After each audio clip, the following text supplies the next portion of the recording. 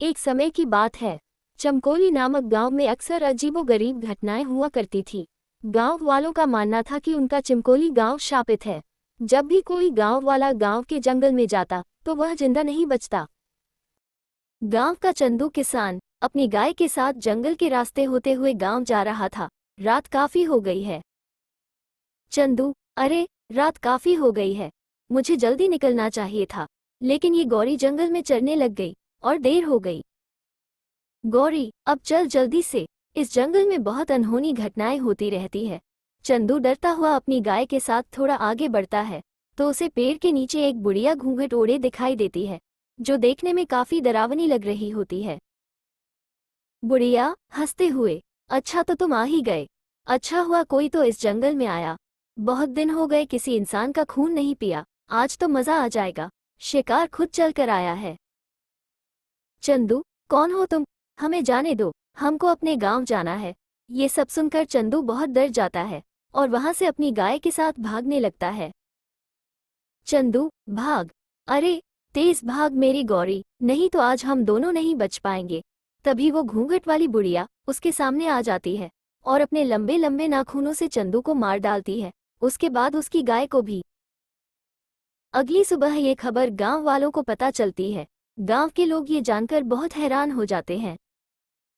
गांव में आदमी, अरे भैया, सुना है उस घूंघट वाली बुढ़िया ने कल रात चंदू किसान और उसकी गाय को मार डाला। भैया, ये तो अच्छा नहीं हुआ भैया।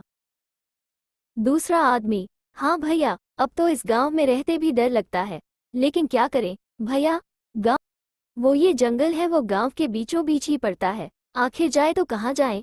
ये बोलते हुए वो दोनों बहुत उदास हो जाते हैं।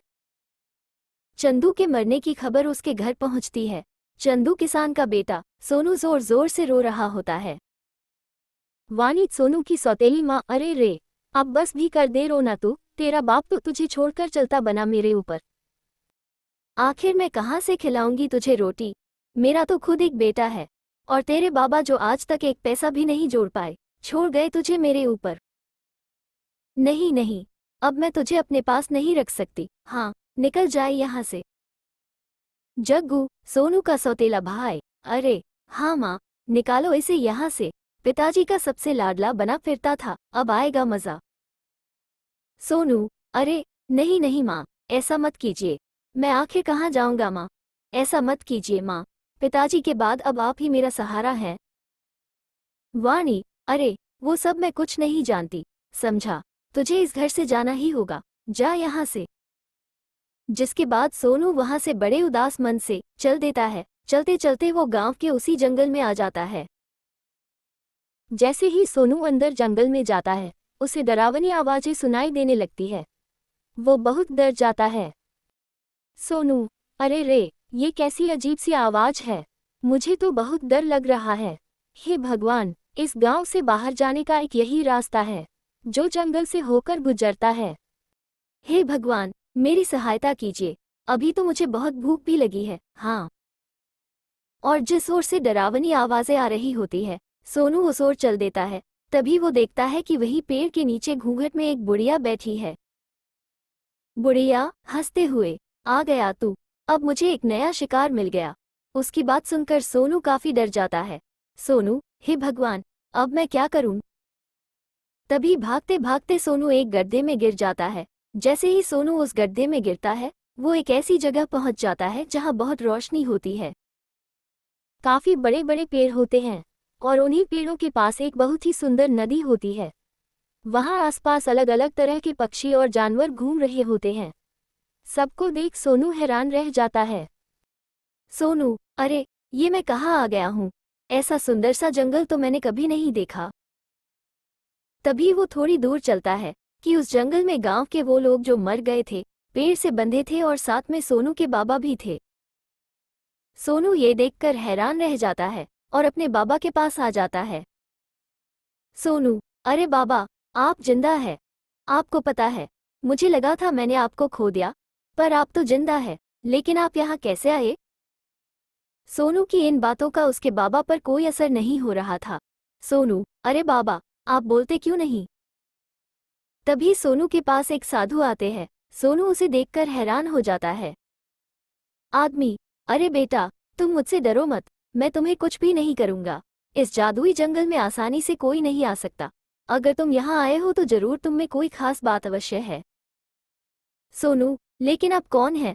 और यहाँ पर मेरे गांव के वो सारे लोग मौजूद हैं जो मर गए थे, यहाँ तक कि मेरे बाबा भी। मेरी तो कुछ समझ नहीं आ रहा है। साधु बेटा, मैं इस जंगल में कई वर्षों से तपस्या कर रहा था कि अचानक एक दिन यहाँ पर एक औरत जो पिशाचिनी थी वो आ गई। कई वर्षों की तपस्या के बाद मुझे एक मंत्र मिला जिससे मैं सबसे शक्तिशाली हो सकता था और हमेशा के लिए अमर भी। लेकिन इस बात की खबर उस पिशाचिनी को लग गई और यहाँ मुझे मारने आ गई। बुढ़िया, मैं पिशाचिनी हूँ। मुझे पता चल गया है कि तेरे पास वो जादुई मंत्र है। मुझे वो जादुई मंत्र बता, मैं इस दुनिया में अमर होना चाहती हूँ। साधु, उस समय अगर मैं पिशाचिनी को जादुई मंत्र नहीं बताता तो वो मुझे मार डालती, इसलिए मैंने उसे वो जादुई मंत्र बता दिया। लेकिन क्योंकि वो एक पिशाचिनी औरत थी, इसलिए उसे अमर होने के लिए उस जादुई मंत्र के साथ साथ कुछ लोगों के खून की भी जरूरत थी, जिनका खून पीकर वो अमर हो सकती थी। तब से ही पिशाचिनी अपना भेष बदलकर अलग अलग गांव में जाती है और लोगों को मारकर उन्हें यहाँ इस जंगल में ले आती है और उनका सारा खून पी जाती है। साधु की ये बात सुनकर सोनू दंग रह जाता है। सोनू, तो क्या अब मेरे बाबा और मेरे गांव के सभी लोग कभी जिंदा नहीं हो पाएंगे? साधु बेटा, जिंदा हो सकते हैं, लेकिन इसके लिए तुम्हें एक कठिन राह से गुजरना होगा।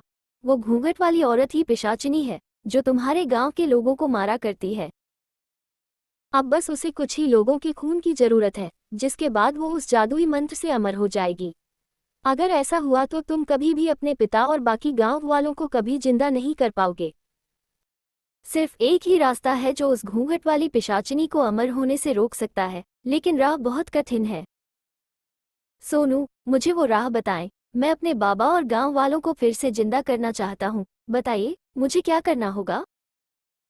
तभी वो साधु एक जल का लोटा देता है। साधु, सोनू, इस शुद्ध जल के कलश को लेकर तुम्हें उस पिशाचिनी के पास जंगल में जाना होगा और जिस वृक्ष के नीचे वो अपने शिकार का इंतजार करती है, उसी वृक्ष के ऊपर एक उल्लू निवास करता है। उसी उल्लू में उस पिशाचिनी के प्राण हैं। अगर उस उल्लू के ऊपर तुम इस सिद्ध जल को छिड़क दो तो उसका अंत निश्चित है। सोनू, आप मुझ पर भरोसा करें। मैं अपने बाबा और गांव वालों के लिए अपने प्राणों से खेल जाऊंगा। साधु, कलश लेकर तो तुम जाओगे, लेकिन ध्यान रहे ये कलश अगर गलती से पिशाचिनी ने छू लिया तो इसकी सारी शक्ति खत्म हो जाएगी।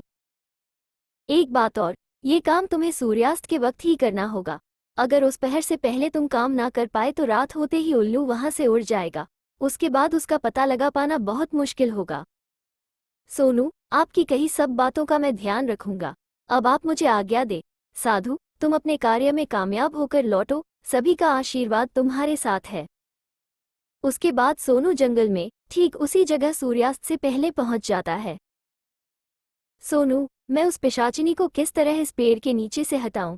अगर मैं इसके सामने गया तो ये मेरे पीछे पड़ जाएगी और इस कलश को भी तोड़ना चाहेगी। हे भगवान, मेरी मदद करो।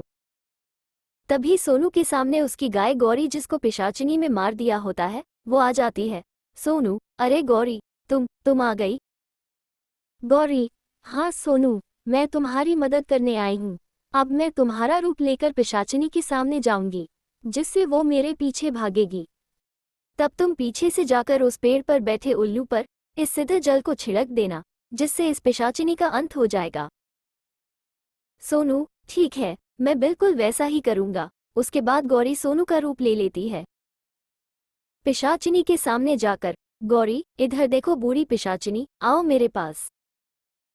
पिशाचिनी, अरे ये क्या देख रही हूँ? आज मेरा शिकार मुझे खुद बुला रहा है। आज तो आनंद आ जाएगा।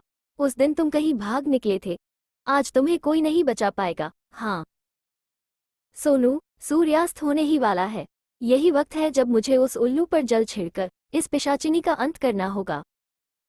सोनू झट से उस पेड़ पर चढ़ जाता है और देखता है कि एक बहुत भयानक सा उल्लू पेड़ की डाल पर बैठा हुआ है। सोनू कलश से जल उस पर छिड़क देता है, जिससे उल्लू जलकर खाक हो जाता है और वहीं दूसरी ओर पिशाचिनी गौरी के पीछे भागते हुए जलने लगती है। पिशाचिनी, अरे ये क्या हो रहा है? मेरा शरीर कैसे जल रहा है? धोखा, मेरे साथ धोखा हुआ है। नहीं, किसी को नहीं छोड़ूंगी, बचाओ। सोनू, धन्यवाद ईश्वर, मैं इस पिशाचिनी का अंत करने में सफल हुआ।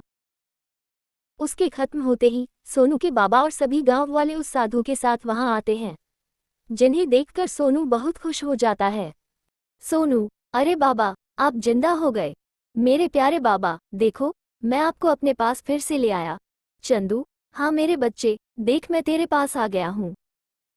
साधु, वाह सोनू, तुम सच में बहुत बहादुर और साहसी हो।